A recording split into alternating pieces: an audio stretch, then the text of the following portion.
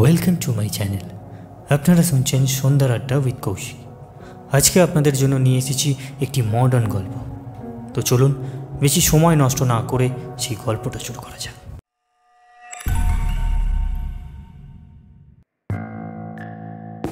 রাত 10:30। আমার বারান্দা থেকে তখন পাশের B702 ফ্ল্যাটের আলো দেখা যাচ্ছিল। হঠাৎ একটা বিকট মৌমাছির ঝাঁকের শব্দ, তারপর শুনশান নিস্তব্ধ। আরেকটু কৌতূহল নিয়ে তাকাতেই বুকটা কেঁপে উঠল। বারান্দায় লুটিয়ে পড়া এক পুরুষ, মাথা থেকে গড়িয়ে পড়ছে রক্ত, আর সেই রক্তে আংশিক লাল হয়ে উঠেছে LED লাইটের নীল আলো। যিনি মারা গেছেন তার নাম হলো অভিজিৎ ধর। 40 বছর বয়সী software engineer, corporate cyber security specialist. ঘরের দরজা বন্ধ ছিল না, কিন্তু কোথাও কোনো জোরপূর্বক প্রবেশের চিহ্ন মাত্র নেই। পুলিশ এসে ঘর সিল করে দেয়।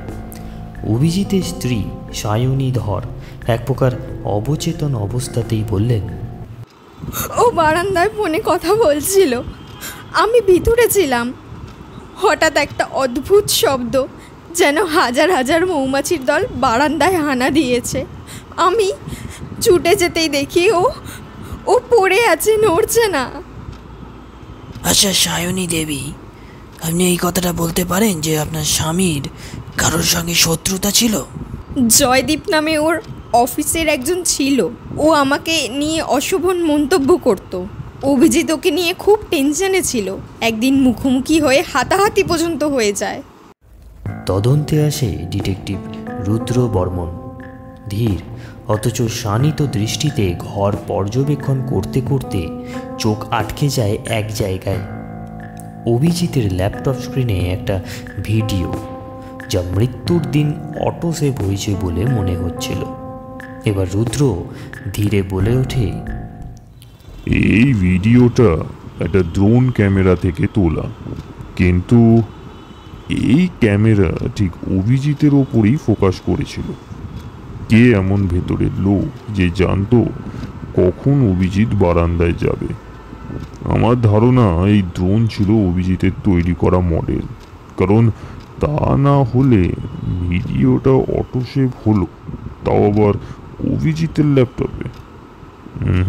কিছু তো একটা মিল পাচ্ছি না।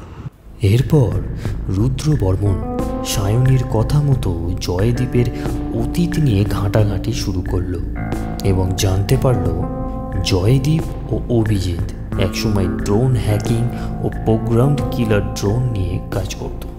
আশেপাশের বাড়ি থেকে খোঁজ নিয়ে জানা গেল সেই রাতে মৌমাছির শব্দের এক শক রোটরযুক্ত ড্রোন উড়ছিল আকাশে।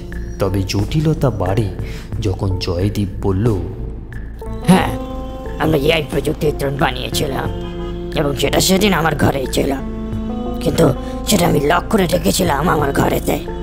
আর সেটা ফ্লাইট লক দেখলেই বুঝতে পারবেন সেটা গতকাল রাত 9টার পর কেউ রিমোট অ্যাক্সেস নিয়েছিল। আমি তখন বাইরে ছিলাম, বন্ধুদের সাথে খেলা দেখতে গেছিলাম। চাইলে আপনি তাদেরকে জিজ্ঞাসা করতেই পারেন। আমার সিস্টেম কেউ হ্যাক করেছে স্যার, আমি এই কাজটা করিনি, বিশ্বাস করুন। রুদ্রের মনে প্রশ্ন জাগে, যদি জয়দীপ হ্যাকার হয় তবে কে হ্যাক করলো? স্বয়ং হ্যাকারকেই। এদিকে অভিজিতের ফোনে পাওয়া গেল অদ্ভুত একটি রেকর্ডিং, এক মহিলার গলা, যিনি বলছেন, তোমার সন্দেহটাই তোমাকে একদিন শেষ করবে অভি, আর আমি সেই দিনের অপেক্ষায় থাকব। রুদ্র আবার সায়নীর সঙ্গে দেখা করতে যায়, তবে এবার তার কণ্ঠে ছিল দৃঢ়তা। আপনি বলেছিলেন আপনি ভেতরে ছিলেন, কিন্তু ওই অডিও রেকর্ডিং বলছে ভিন্ন কথা। সায়নী নিস্তব্ধই থাকে। কোনো উত্তর না দেওয়ায় রুদ্র আবার প্রশ্ন করে, আপনি অভিজিতের সন্দেহে অতিষ্ঠ হয়ে উঠেছিলেন, তাই না? সে আপনার ফোন, মেল, এমনকি আপনার ঘরের AI সিস্টেম পর্যন্ত মনিটর করছিল। আপনি চাইতেন মুক্তি, তাই তো? হ্যাঁ, মুক্তি চেয়েছিলাম ঠিকই, কিন্তু বিশ্বাস করুন স্যার, খুন আমি করিনি। তাহলে আপনি বলছেন আপনি ড্রোনটা চালাননি, তাহলে ড্রোনটা চালালো কে?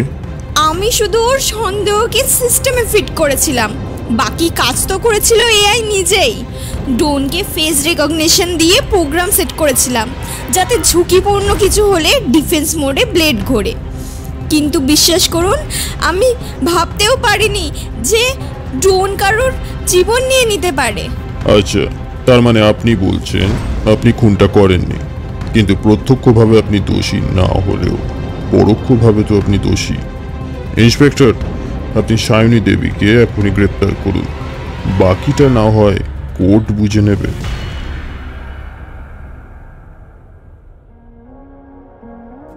এতক্ষণ আপনারা শুনলেন আমার লেখা একটি ছোট গল্প। এই গল্পে সায়নী ধরের চরিত্রে পাঠ করেছেন মনীষা জানা। এছাড়া বাকি সকল চরিত্রেই পাঠ করেছি আমি, কৌশিক। এরকমই ছোট ছোট গল্প শুনতে আমাদের চ্যানেলটি সাবস্ক্রাইব করুন ও বন্ধুদের সঙ্গে শেয়ার করুন। আবার দেখা হচ্ছে পরবর্তী আরও একটি ছোট গল্পে। ধন্যবাদ।